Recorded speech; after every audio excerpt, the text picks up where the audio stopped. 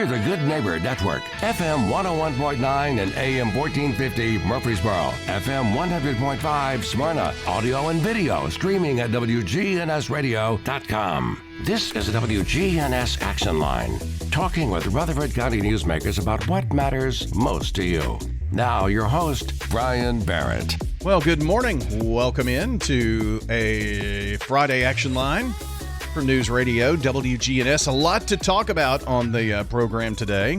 County Commissioner Pettus is joining, and local historian, Rutherford County Historical Society. Lots of different things that we can get into. And in the last 10-15 minutes, we're going to be talking with our friends from the Art Center of Cannon County about the new musical Newsies, Disney's Newsies. That's what's coming up starting this weekend. But County Commissioner Reed, good morning. Glad you're with us after a late night at the courthouse, I think. Good morning. Yes, it was a little late last night. It seems like all our commission meetings now are getting longer and longer. It's just there's just so much more to cover. Is that what happens this time of the year, especially in June and July, too? This is budget time. This is actually that time of the year that there are meetings. We have to move meetings around now due to the fact there's only so much time we can get things in. We have to meet state deadlines as far as the budget is concerned. You got to have it done by the 1st of July, have all those things done. And we're actually doing some things at the courthouse. I'm sure that some of the people recognize the fact that during our recent meetings over the last few months, the sound hasn't been all that great. All of a sudden you'll be talking on the mic, and all of a sudden you go away, and then you come back. You go away, you come back. Well, you got to understand that sound system in the courthouse is like 28 years old, and it's heard a lot of things up there. I Probably bet it some is. things it didn't want to hear. I mean, if a sound system can make decisions what it wanted to cut off, well, Yep. now it's doing that to us. It just comes and goes. So we're taking that sound system out, putting in a new sound system. That's going to happen in July. So some of the meetings we were going to have in July, we can't have there. So we're trying to get things done, things taken care of, and getting that all taken care of. So June right now is action-packed. That's what I would call it. Yeah. I had to move the public safety meeting. It's coming up Monday night. The public, this is something for the public to understand, our public hearing on the budget, where if they have something to say, either yay or nay about the budget, 7 o'clock Tuesday night, come to the courthouse and you can voice your opinion about the budget.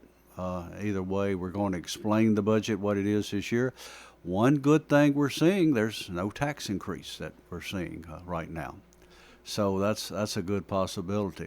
We're a county right now that's approaching that $1 billion mark of what's going on in this county. It's just amazing. But that's what have people said. Well, growth's wonderful. I don't know. You got to pay for it. Yeah. And somebody does, right? Yeah, somebody has to, and usually that comes back to the taxpayers if you're in the county, because we usually have one major source as far as funding is come. It comes from the taxes here in this county. But, we're very fortunate in this county to have a financial system that has, over the years, we've had a good county commission. We have an outstanding finance director that has watched very well for us right now, and Michael Smith. The mayor, the Budget and Finance Committee has done a great job of watching that budget, taking care of it. As what I like to say, they're watching that pocketbook real close, and they have done real well doing that. We just got told last evening that we are now a AAA rating as far as our bond market is concerned. There's only 2 in the state that have this, counties, which means our finances are in excellent shape. Well, even the United States government's not a AAA. No, Anymore. no, you wouldn't find that. That means we are a balanced budget county. That means we look after our finances very well. We're not overborrowing what we are spending. and we're doing very well with it. So I have to give a lot of credit to those individuals who are watching this and doing real well.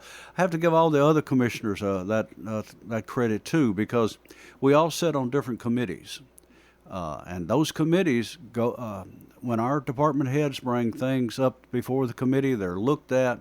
That's done every month. Everything that we do in this county goes through a committee. From that committee, it goes to the Budget and Finance Committee, and from there, it goes to the full commission.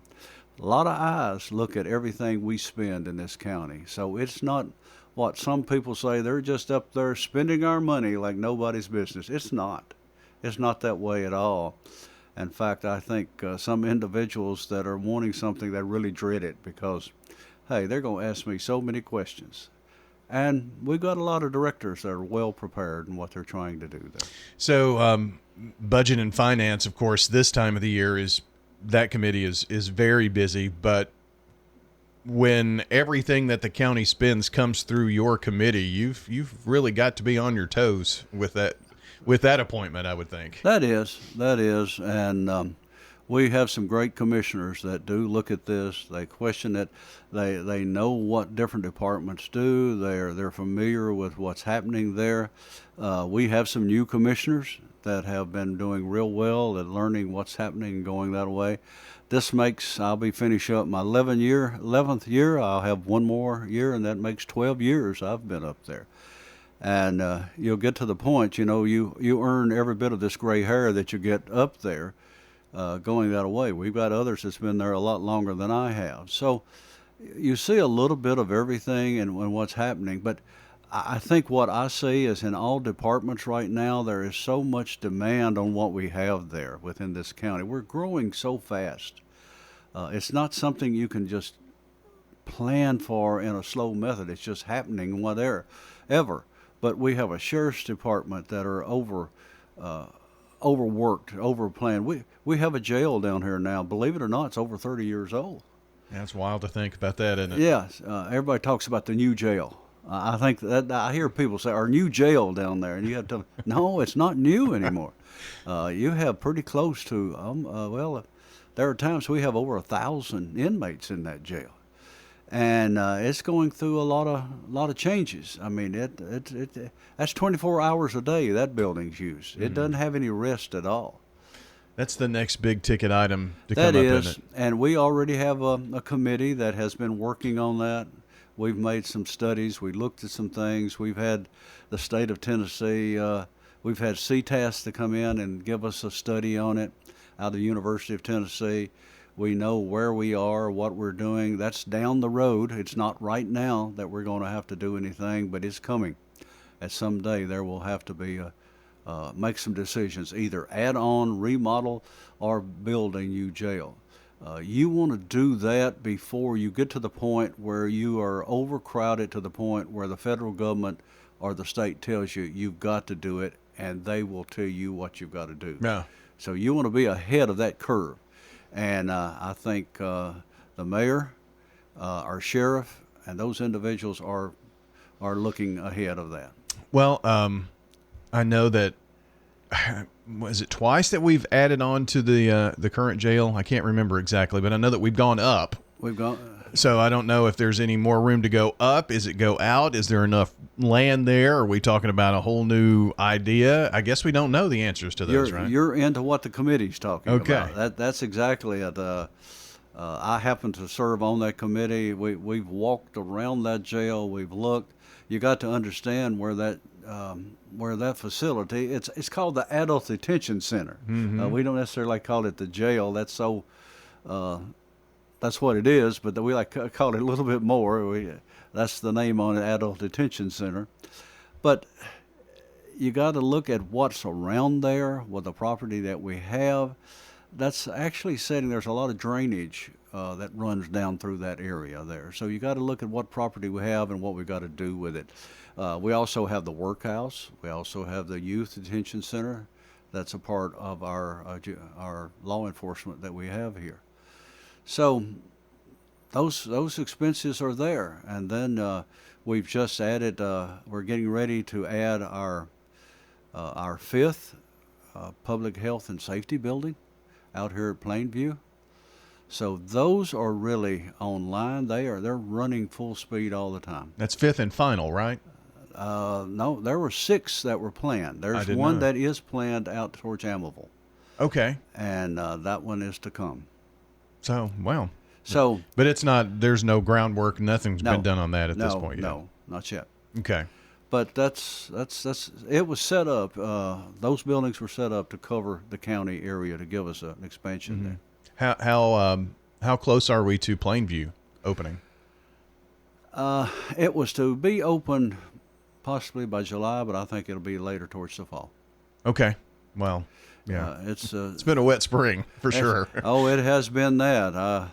We've been trying to get hay up out on our place, but you don't know whether to cut, if it's going to rain or whatever. But we got it all done yesterday, so that's been done. I saw your weather map a while ago. I was going to get home and get the tractor out and trim up some areas around there, but that's not going to happen today. I don't know about today. And there's rain through Thursday in the forecast. So I sit there and looked at that. It looks like it's rained forever when you look at it. I know. It's just something else. Last year we had the drought. True. It's just a pretty much drought. Then rained about December.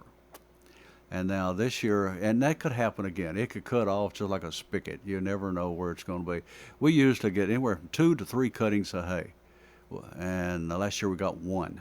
And I hope that doesn't happen this time. Because is this the first cutting? This was the first cutting, and it was a good one. Yeah. It was a good one.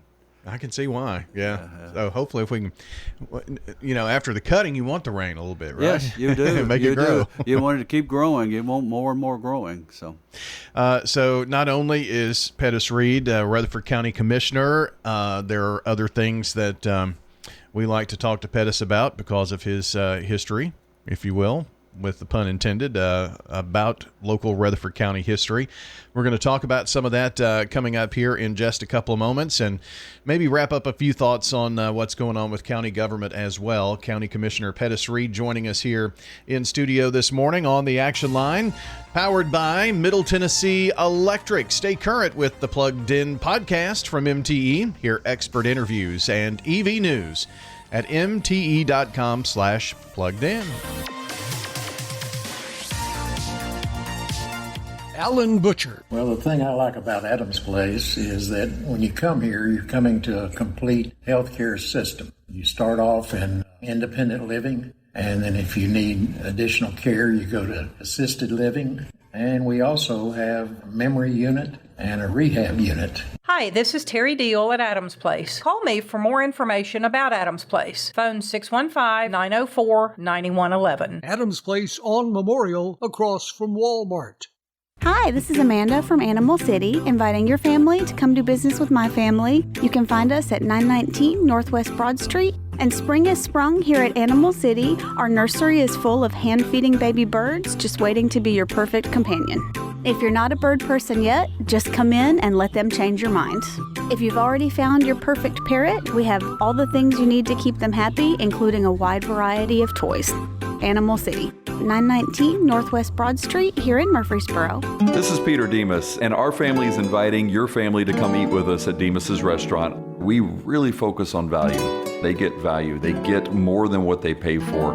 They get a higher level service. They get higher level food at a price that is a lot more affordable. What we're trying to do is we're trying to give people the value, and again, that they were fulfilled both within their stomach and as well as their pockets.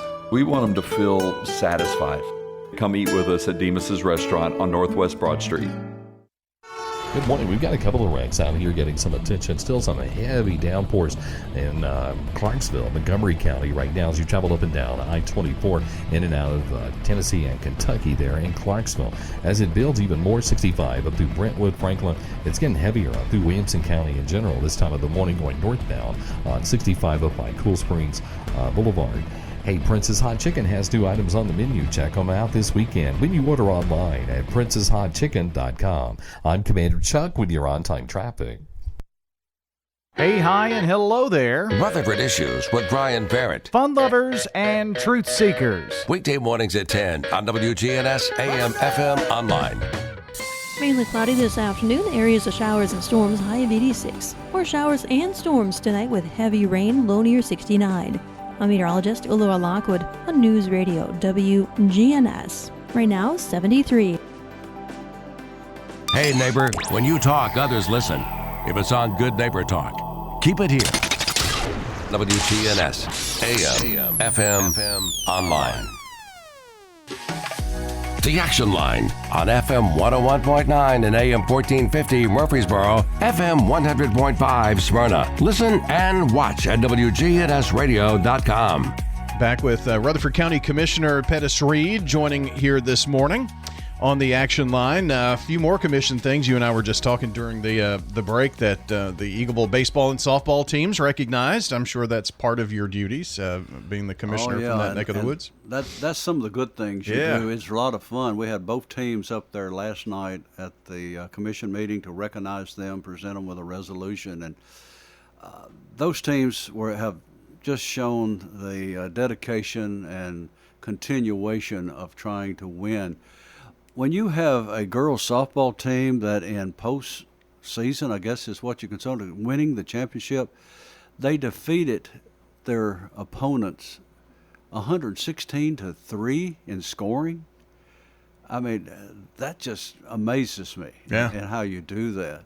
And I think the baseball team is on like a 4-year run of not losing a postseason game. Nuh-uh. And they're an exciting bunch to win. And I made the statement there last night. I said, that's what Eagleville is all about. Whenever these teams go on the road, the last person out turns off the lights. And that's how it's done. They have such support from the community. Yeah. So that definitely was a fun year. So the next couple of weeks, I guess it's Rush. You mentioned a lot of meetings, get through the budget. Isn't it usually a daytime meeting that you pass the budget? Right, on the 23rd. The 23rd, we will come into session at 9 o'clock and go over the budget. We'll finalize everything there, and we will vote on the final budget. And at that time, that pretty much takes care of what we have to do as far as the end of this year. Then we step off into July 1st as far as the next year of the term for the county commission at that time. There are not too many meetings anyway scheduled for July. I do continue to have public safety. Public safety doesn't quit. It's always there. So we always meet and do those meetings at that time.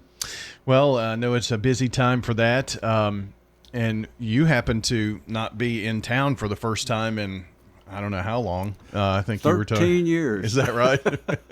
So the entire time you've been a county commissioner? The entire time I've been a county commissioner, I've only left during the day, or the only time I haven't been around here available, I was in the hospital. It's the only time I hadn't done that. But 13 years, I hadn't gone on vacation. My daughter calls and tells me, we're going down to Orange Beach, and I have reservations, and you have a reservation. It's time for you to take a vacation. I said, I can't do that. She said, well, you have a reservation. You're going. So I said, okay, I'm going. And I did. I was down there. And then all of a sudden I get this contact from Bart Walker telling me that the monument for the center of the state of Tennessee was leaning. And, of course, that monument is maintained and was built by the Rutherford County Historical Society back during the bicentennial, back in 1976.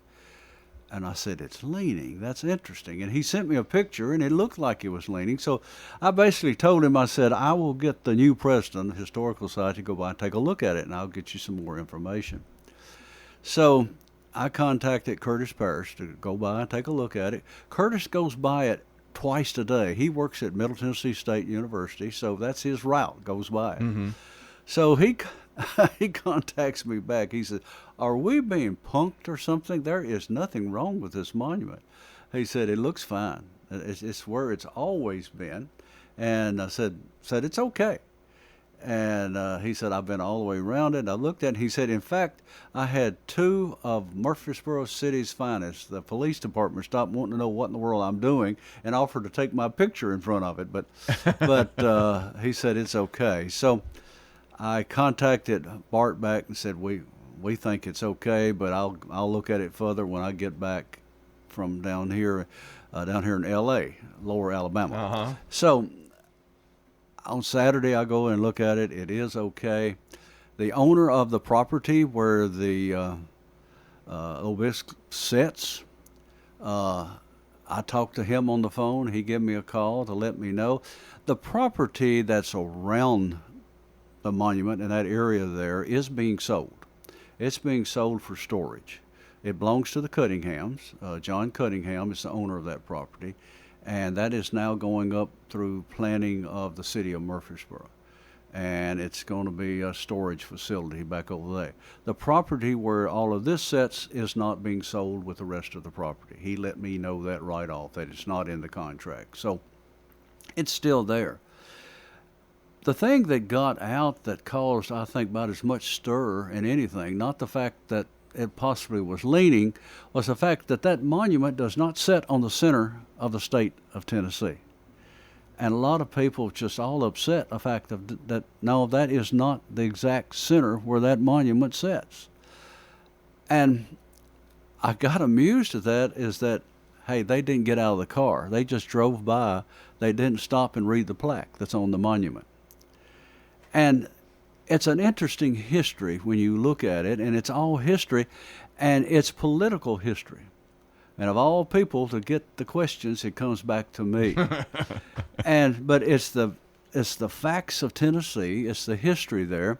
And if you happen to have one of Greg Tucker's books, he has an entire story on this, on how it went about. But he's done the plaque that is on there today on that monument. We've had 3 plaques on that monument. This is the 3rd. The original was first borrowed by someone. We don't know who. We don't know if it ended up in a dorm room or a fraternity house or whatever, but it went missing. So we had to put another one back. It went missing. This is our 3rd one that's on there. And the history was written on that plaque. And if you happen to stop by and look at the monument, it says, Geographic Center of Tennessee. The Tennessee Constitutional Convention in 1834 considered where the permanent seat of the state government should be located. A delegate from Williamson County argued that for some reason of equality and convenience, the state capital should be as near the geographic center of the state as could be achieved. The Secretary of State was directed to determine the center point on Friday, May 30th. The Secretary employed University of Nashville mathematics professor James Hamilton to make the determination. On Monday, June 2nd, Hamilton reported that the geographic center of the state is 1.5 miles east of Murfreesboro. In 1834, convention did not settle on a site, but specified that in 1843 General Assembly shall within the first week after commencement of the session designate and fix the seat of government. Relying on Hamilton's report, Rutherford and Murfreesboro promoters and reporters identified an accessible and available large flat rock 2 miles northeast of Murfreesboro as the central location for the state capitol. Building corners were staked on the large exposed bedrock. The 1843 Tennessee General Assembly, however, chose Nashville for the permanent seat of government. Now an abandoned quarry, the rock that was to be the state capitol is approximately 200 yards due east of this marker. It has always said that that marker is not the center, it's 200 yards east of that. Reason being for that fact is when in 1976, the bicentennial, when Cannonsburg was created for the bicentennial, the committee also decided to select that historical spot too as a piece of history to designate it, because we almost became the capital again. Sure, okay. They went out there and marked the corners of the building on that flat rock to build the capitol. Oh, this was the second time. Yeah, the second 40s, time that they were here. Because it was the center. Well, it didn't happen because of politics. They went back and forth. To be honest with you, what really happened in all of that discussion, and that's in some of Greg Tucker's story, what happened in 1843, they got to the point of arguing back and forth of where the Capitol should be and build the Capitol building. They named about every city and every county in Tennessee as to be the capital, and it never passed. In fact, Murfreesboro, one evening, was selected as the capital once again. We were the capital for about 12 hours. That night, it was voted on, okay, this is going to be the capital. The next morning, they changed their mind, and it went off to somewhere else again. So everybody had a chance. But what really happened for it to remain in Nashville, where it was, someone offered a piece of property, a hill, to place the Capitol on, and gave them property and say, hey, we got a free hill back here we can build the Capitol on. Politics. And that's where it is now. And that's where it is today. The same old thing that happens today in how we get things and how we get things done. It was back and forth politics. In fact, they said on the floor, it was quite interesting why some of them did not want it to come here back to Rutherford County. They made the statement that we are too conservative here in this county. Oh, wow. They will not turn loose of their money. We found that out when we were down there back in 1818 to 1826 when we were down there. They're very tight. See, what happened, the reason the Capitol did not move down here, and I've always liked what Greg Tucker, our county historian, says about that. If you ask him if Murfreesboro was the capital of Tennessee at that time, he'll give you this answer of yes and no. Mm-hmm. And I always like that. You know, it's when a historian tells you yes and no, it's sort of like Paul Harvey's there's and the rest of the story. Right. And the reason for that is if you'll just think about that, we did have the senators and the representatives, and we had the House of Representatives and the Senate chambers here. But we didn't have the Supreme Court here. We didn't have all the other offices and officers of the state of Tennessee here. They were still in Nashville during that period of time. So was this the capital at that time, or did they just meet here for that period of time? And that's one of the things that's the part. That's the yes That's and the no. rest of the story Yeah. that Greg brings out. And I always like that. I think that's pretty good. But you can't put that on a monument. You have to put Sure. this was the capital at a certain time. So let's talk about this land where the obelisk is now. So if that is several hundred yards away from what is the geographic center, it's been on the placard says that. The land where it is, I mean, who owns the obelisk? You know, who does the upkeep? I mean, that's all the Rutherford County Historical Society does all the responsibility of upkeep. I was out there just the other day, and I was talking to the president, and I told him, I said, it's time for us to do some cleanup, to probably put down mulch, to straighten it up and change some things like that. And we're talking to Mr. Cunningham. John Cunningham still owns it, the Cunningham family. Dr. Cunningham was a doctor here in town. He and his family leased the property to us back in 1976. They didn't give us the property. It is leased to us. In fact, that brown envelope I'm holding there is the lease. So we have that. And there had been discussion at one time about, hey, what's going to happen if they decide they no longer have that lease? It means that possibly it has to be moved somewhere else down the road or something like that. We're not even thinking that. Okay. I talked to John the other day. He's not even thinking that at all. That's why he cut that piece of property out of the contract of selling the property. And so when his other property is sold, that's the only small piece that's going to be left of that whole thing? Of the whole thing. Okay. That'll still be sitting there.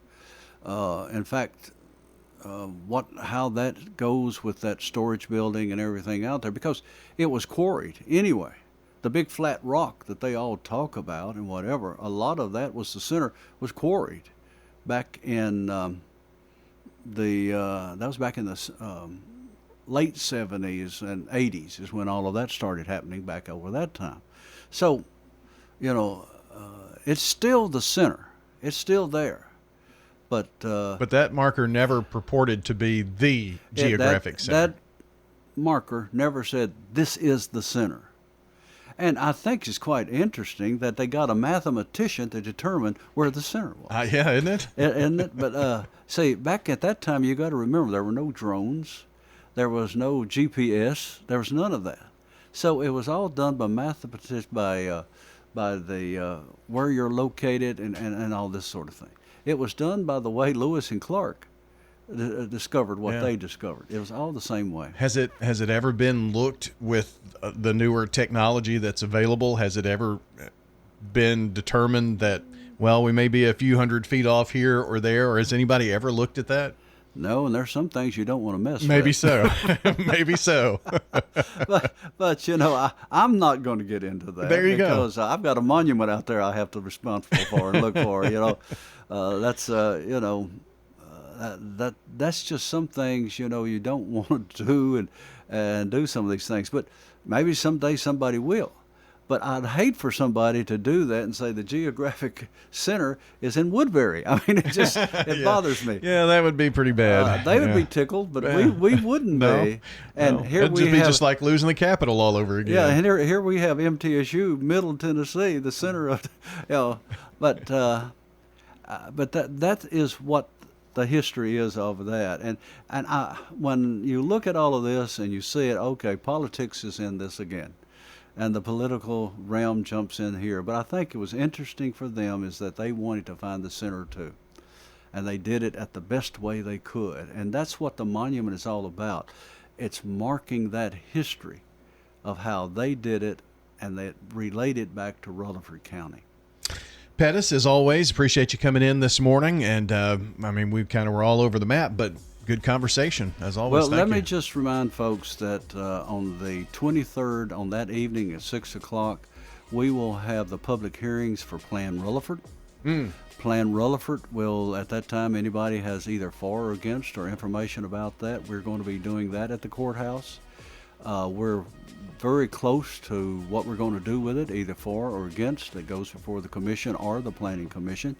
Plan Rutherford has had a lot of changes. We've had a lot of involvement.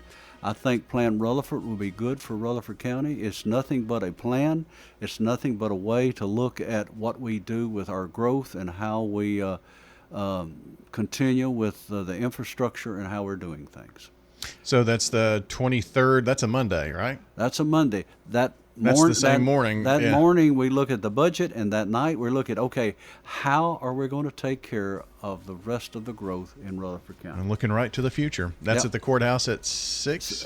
Be at 7 o'clock. 7 o'clock? No, that one's at 6 o'clock. Is it? Okay, 6 very o'clock. good. We'll make sure to continue to tell folks about that. Rutherford County Commissioner Pettus Reed joining us here this morning on the Action Line.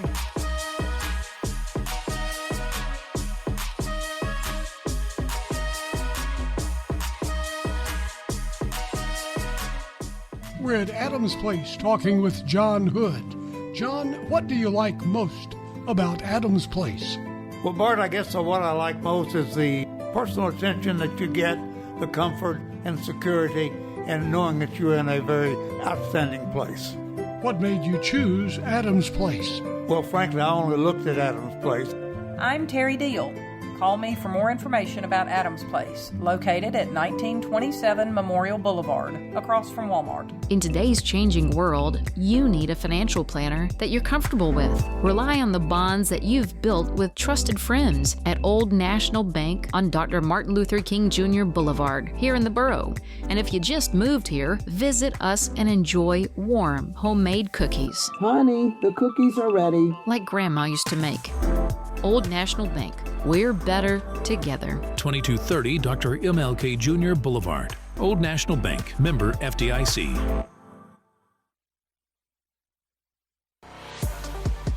CBS News special report. Israeli Prime Minister Benjamin Netanyahu has been holding talks with world leaders after conducting airstrikes on Iran that are raising fears of an all-out war in the Middle East. Tehran has responded. CBS's Robert Berger from Jerusalem. So far, they fired 200 drones. Most of them have been shot down, but We can expect ballistic missiles to be headed this way. Correspondent Ed O'Keefe at the White House. The president this morning says he warned Iran a potential Israeli military strike on the country would be much worse than anything they know, anticipated, or were told, because Israel uses American military equipment and, quote, they know how to use it. Business analyst Jill Schlesinger says economic fallout is a possibility. If the conflict leads to a sustained period of higher oil prices, there are going to be long-term inflationary impacts. Dow futures down 513 just ahead of the opens. WGNS Murfreesboro, W270 AM. The Action Line on FM 101.9 and AM 1450 Murfreesboro, FM 100.5 Smyrna. Listen and watch at WGNSradio.com. The Action Line continues, powered by Middle Tennessee Electric, who offers tools and tips to help members manage energy use and learn more about electric vehicles. MTE.com for that info. In our remaining time here this morning, we're going to be talking about the Art Center of Cannon County. And coming up is Disney's Newsies. Who wants to kick us off? Dax, let's start with you, since you and I have been the one who've been emailing back and forth here for the last little bit. This has been a much anticipated show, I think, right? Oh, yes, definitely. It's one that was pretty well done around the community theater area in around 2019 or so. And we waited a while and brought it back. And so this is music all done by Alan Menken, who did like Little Mermaid and things like that, a bunch of Disney stuff that you've definitely heard. So it's great music, a great story based on historical events, actually, about the Newsboys strike in 1899. That was right around the turn of the century. Was it over like a few pennies of extra pay, I guess, right? Exactly, yeah. And so it's very interesting. Disney did that back when? When was that first done? So they did it with the movie in 1992 with a younger Christian Bale. And so you can watch that on Disney Plus, but the musical is going to be different, a lot more music and added things to make it longer. But and of course, live theater is the whole spectacle of it. Yeah. And so I mean, you can get an idea of it with the movie, but to get the full experience, you definitely want to see this production with these talented actors. So what I can remember from Newsies is during the pandemic, when like they were doing actual plays and they were on the small screen, if you will, you could watch it, stream it. It was like on constantly for weeks at a time from my daughter. She just watched and watched it. So, like that in Hamilton. Well, I guess that was a little bit before her Hamilton time, but Newsies, she said it was addictive. You get into it and the music's great, and I guess that's what you see with the live production too. Yeah, it's got great message and powerful music. I mean, it's from what I know of the music, it's very simplistic, but at the same time it's like catchy, and it really gets you into it and catches your attention, wakes you up even. I mean, we've got this whole chorus of newsboys that just belt in your face, which it's awesome. Let's bring in Kinsley. It's McDade. Did I get it right? Okay, close enough, right? You actually are playing Davy. Aaron, is it Arsenault? Arsenault. Yeah, okay, yeah, we make sure we get that going. So, so Kingsley, we'll start with you and tell us about your character in Newsies. I play Davy in Newsies. He's one of the newsboys that's belting in your face, which I think is funny.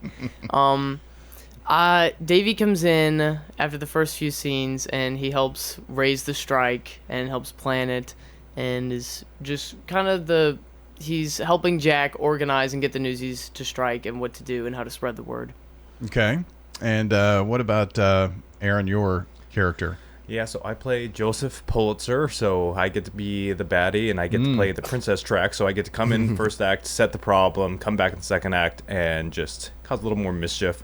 So it is based off of the real Joseph Pulitzer. I would say there is some artistic license with it because it is a Disney musical after all, so you got to do a little bit of mustache twirling.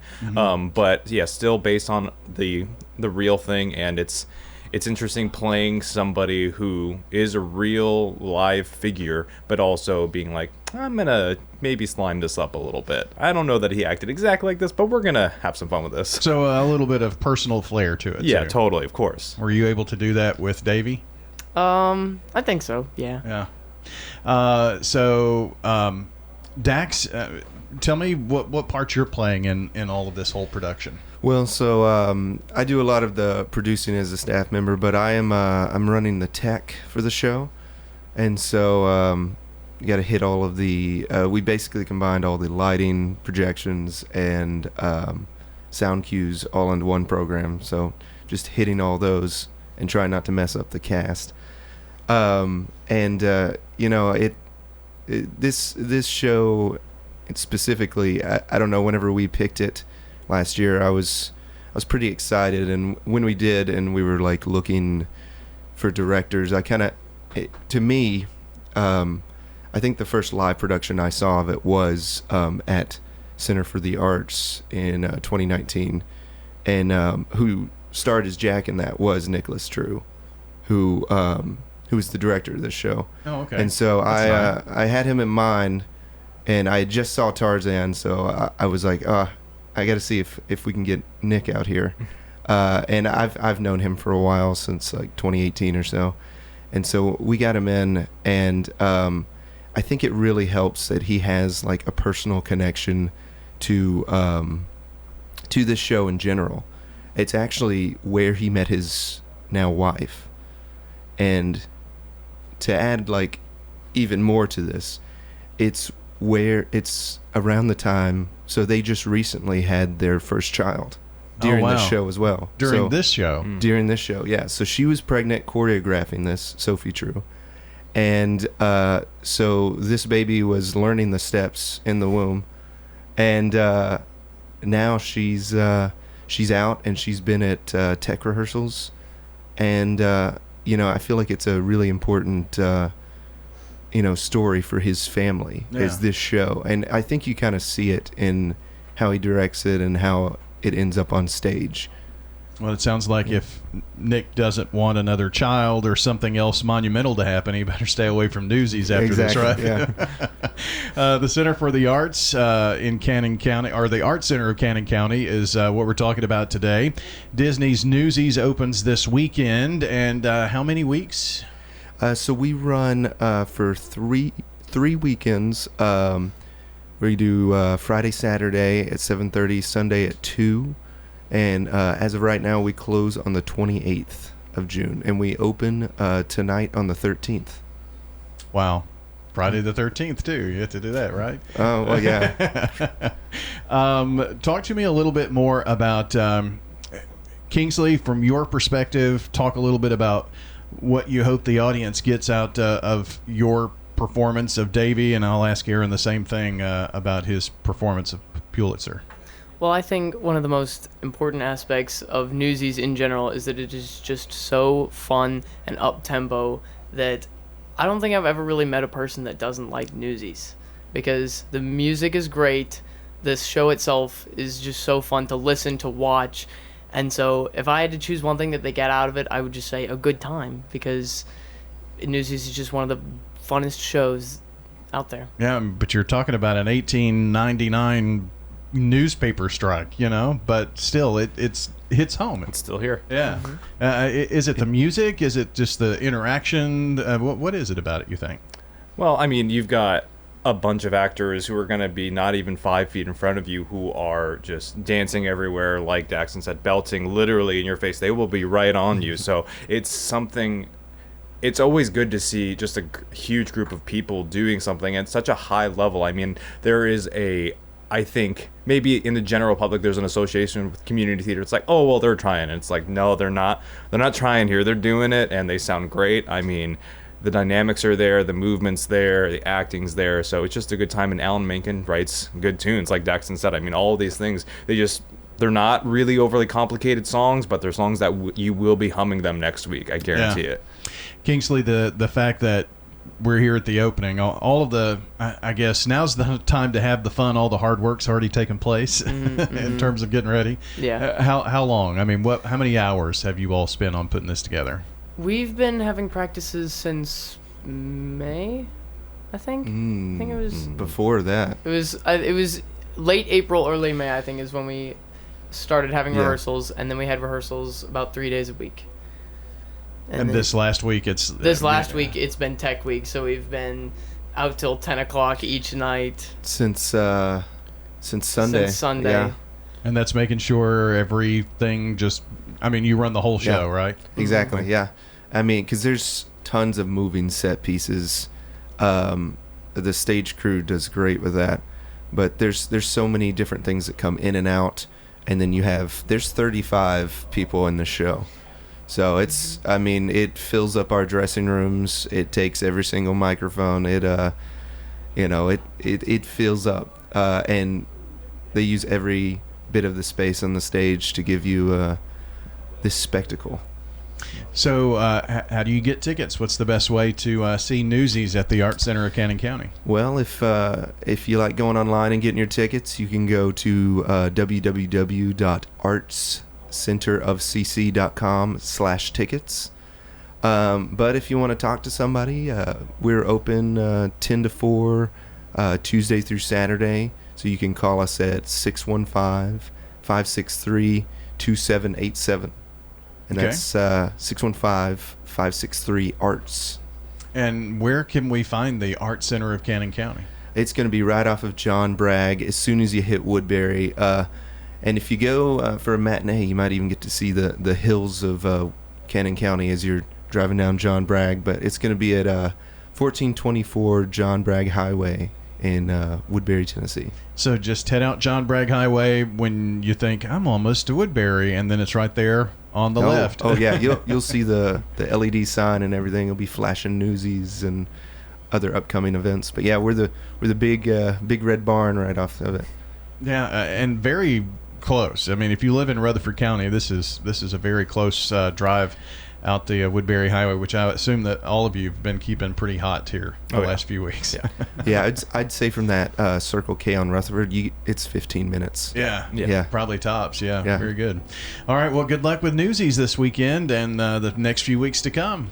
Thank you. We look forward to it. Our friends from the Art Center of Cannon County joining this morning, and we'll have information about it posted on the podcast, so be sure to check that out at WGNSradio.com.